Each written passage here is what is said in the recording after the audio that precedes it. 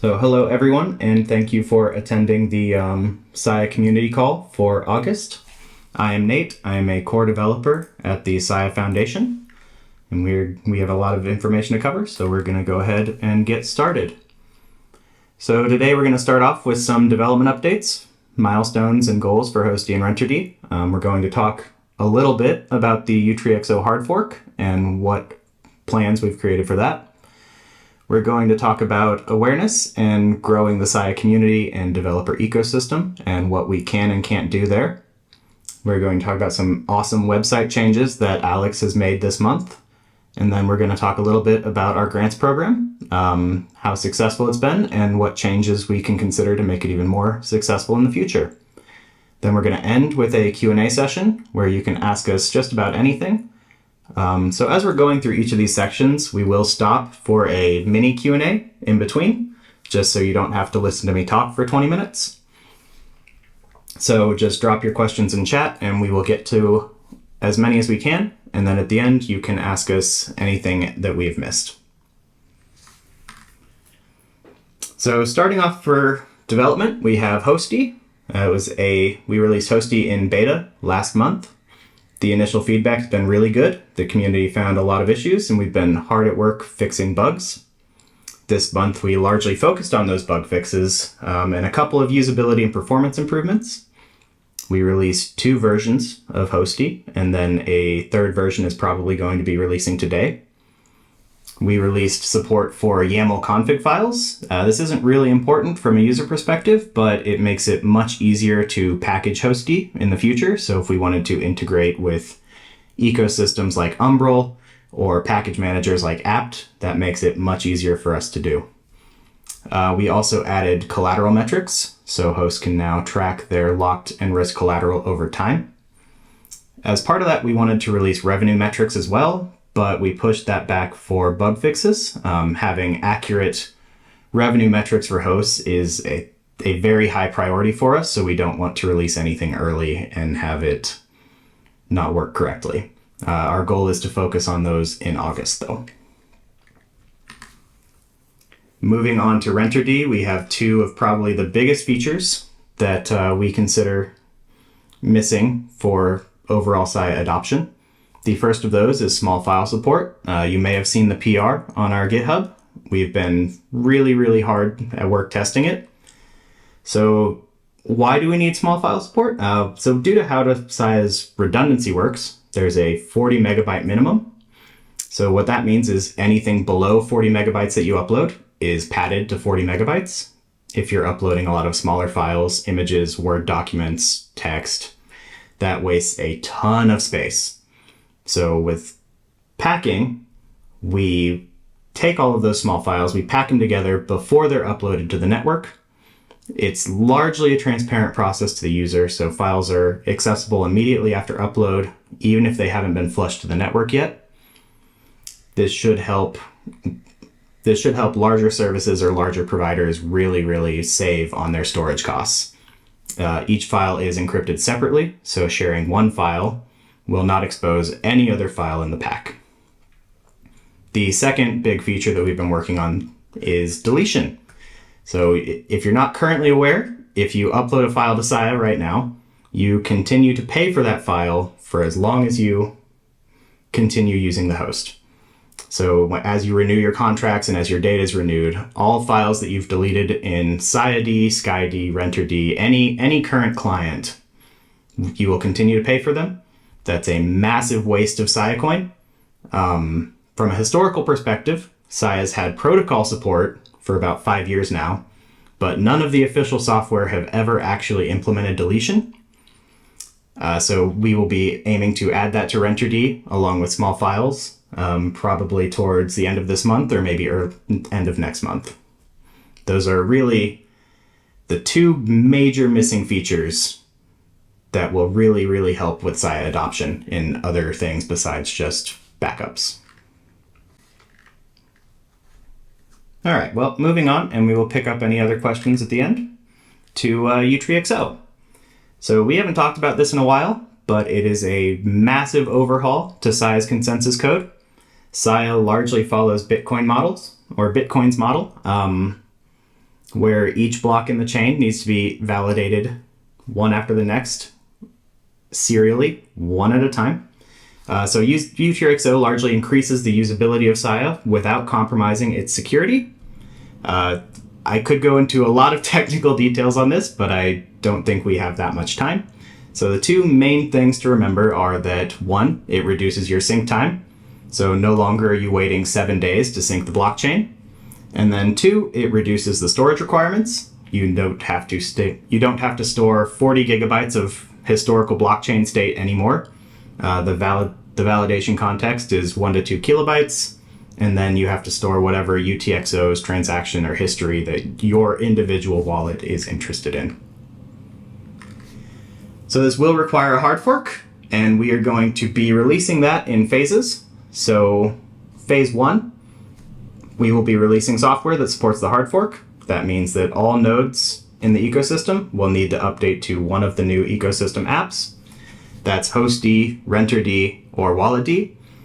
This hard fork will pretty much be the final sunsetting of Sia D and any of the old ecosystem apps. At some point in the future, we will hit the activation height for the hard fork. So at that time, the hard fork activates, and blocks may contain both V1 and V2 transactions. So at that point, we're kind of in a transitionary period where new blocks can contain V1 transaction, we're in a transitionary period where all nodes will need to store the current blockchain as well as an additional 3 or so gigabyte state tree. So you'll see a little bit of an increase in the storage usage temporarily. The third phase of this hard fork is enforcement. So once we're really happy that the hard fork is going well and V2 is being processed correctly, the proofs are being updated correctly, we will have another height set where blocks will no longer be able to have V1 transactions. At that point in time, all nodes will be able to delete their 40 gigabyte blockchain state, and they'll just need to keep that small, much smaller state tree. At that point, V2 will be basically fully activated, but the original V1 transactions will still be around. At some point in the future, we will completely remove support for V1 from our node software. Realistically, that doesn't have any user effect, but you'll only really be able to explore those older historical data on explorers and things like that. So how do we get there? So there are a couple remaining milestones before we can start testing futureo. The first one is we need to update the core code to store and update the full state tree, because during the transition, nodes will need to store the full state tree as well as the blockchain state.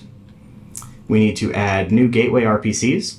So what the gateway does is that's how peers talk to each other in the Sia network. They exchange blocks, they exchange transactions. So we need to add support in that gateway for sending all of the new V2 transactions and types. And then lastly, we need to actually release the hard fork compatible apps. We'll be putting out updates for Hosty, renterd, and wallet to support the hard fork. Wallet already uses the core consensus, so that's probably going to be what we're testing early on. But Hosty and renterd will also be needing to replace their Sia D consensus with the new core consensus. Initially, we'll be testing this internally on our own testnet, and then once we're satisfied with that, we will be launching it in a more production environment on the Zen testnet, and then we will be finally finishing with fully production ready on mainnet. Any questions on futureo? It doesn't remove the need for full nodes because it's much easier to run a full node. So any node will basically be a full node now because you only need that 1 gigabyte context. There is a functional proof of concept. It's called Sunyata. And as far as would this be a step forward to integrating Siacoin into Ledger Live, not really. The only real limitation there is that Siacoin needs to be in the top 100 by market cap. The blocks will still be able to store arbitrary data. Yes, the blocks will still be able to store arbitrary data, but you will only need to store it if you care about it. You will still need to download all historic data, but you'll only keep what you care about, and you do not need to validate them all.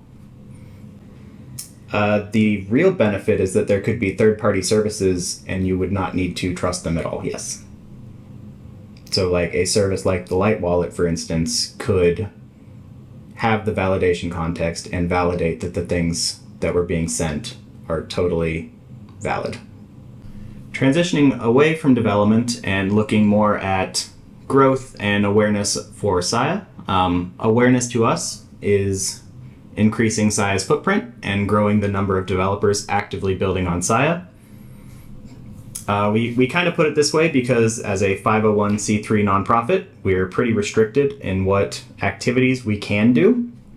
Largely, we are limited to research, development, education, and grants. So any activity that we do must further an exempt purpose that benefits the public and not any one individual or organization.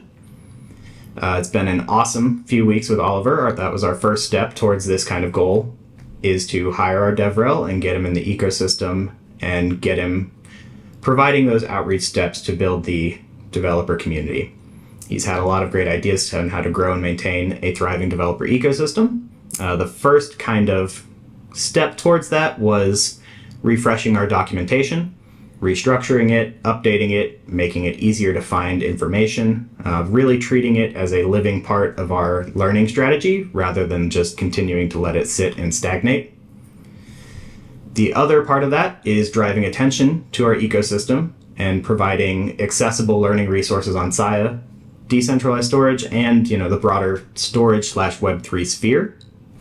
That could be workshops, tutorials, events, blog posts, really creating a content strategy to establish Sia as a solid option in not only decentralized storage, but also the broader Web3 ecosystem. The other part of that we've been working on, Alex did a fantastic job restructuring and rebuilding our website. We got a lot of feedback that the old website was very hard to navigate and find information.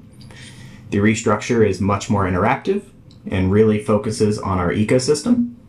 The new rent, host, and walleting pages have not only software downloads, but also links to those learning resources, tools for each of the niches, and then grant ideas as well. We're keeping the retro look for now, but new visitors to the website should find it much, much easier to navigate.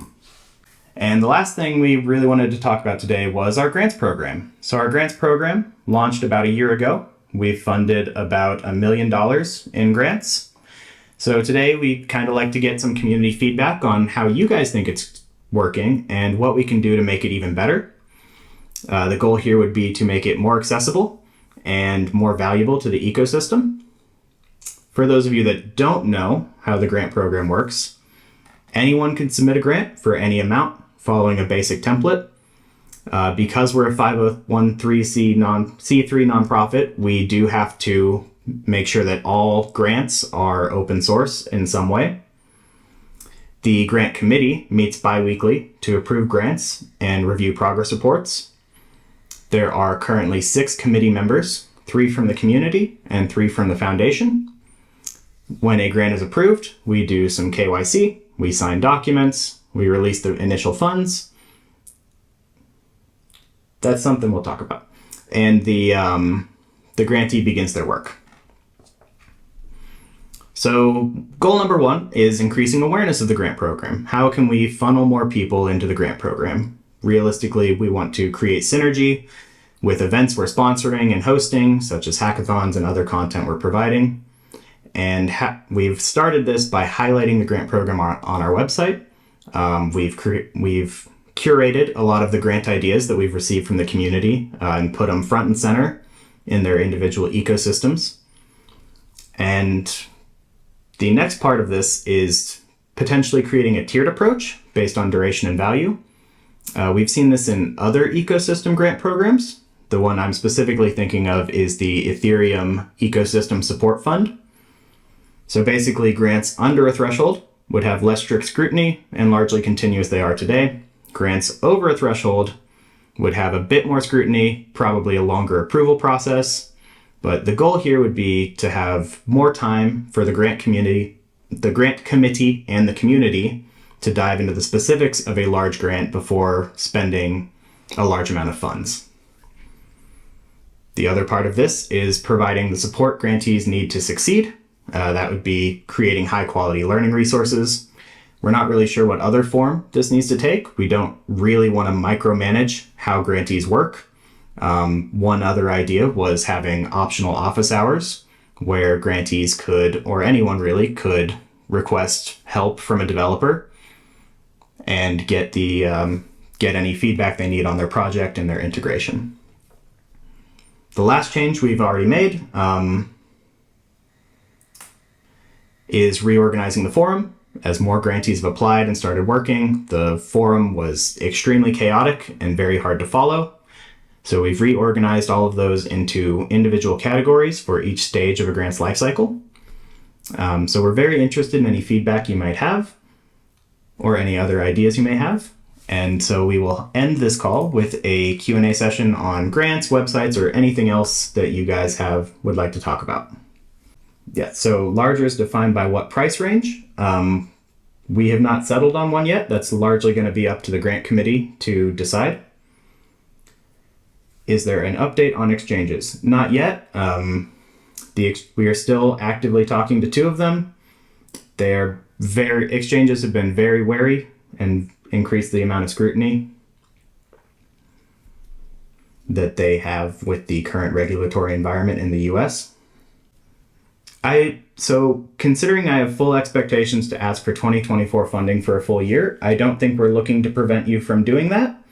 We are, especially since you're a current grantee, the goal is more for future grantees, like the research and development grant right now for $500,000. Realistically, the committee is going to probably vote on that tomorrow, but I think that we should be doing a lot more research and scrutiny on that before approving it or rejecting it. All right, I'm going to go ahead and end this call. Thanks once again for everybody's attendance and discussion. If you want to continue discussion, we'll be available most of the day outside of this call. Thank you, everyone. We will be uploading this to YouTube and probably to S5, hopefully before the end of the week.